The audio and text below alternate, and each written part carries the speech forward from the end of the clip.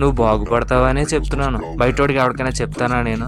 ఎప్పుడైనా సరే 4 గోడల మధ్యలో చెప్పాలి తప్ప నువ్వు ఎదవలా ఉన్నావు. నువ్వు నిజంగా హీరో అనుకో, నువ్వు హీరో అని అందరికీ తెలిసిపో.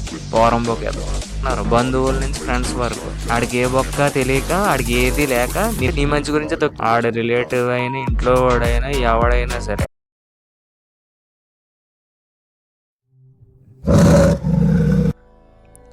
హరి ఓం తత్సత్. నీ మంచి గురించే చెప్తున్నాను. నువ్వు బాగుపడతావనే చెప్తున్నాను. నిన్ను విమర్శించాలని లేదు నాకు. నిన్ను బాధపడితే నాకేమొస్తుంది? నువ్వు బాగుంటేనే కదా. నీ గురించే చెప్తున్నాను. బయటోడికి ఎవరికైనా చెప్తానా నేను?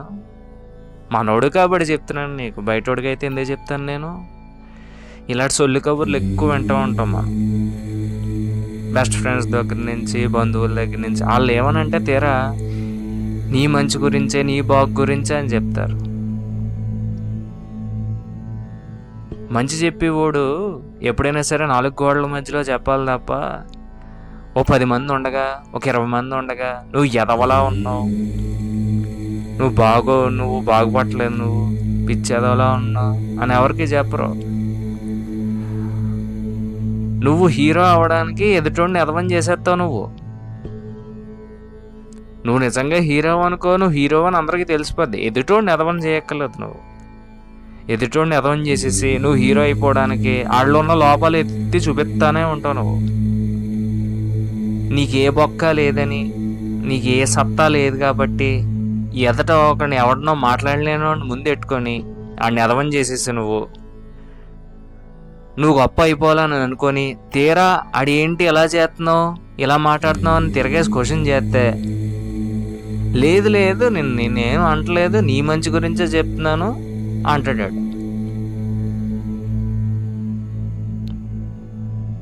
అది మళ్ళీ తీరయ్య అంటే మంచి అంటాడు. నీకు నేను మంచే చెప్తున్నాను అంటాడు. పోరంబోకు ఎదవ. అందుకే లోకల్లో ఇలాంటి వాళ్ళు చాలామంది ఎదవలు ఉన్నారు. బంధువుల నుంచి ఫ్రెండ్స్ వరకు.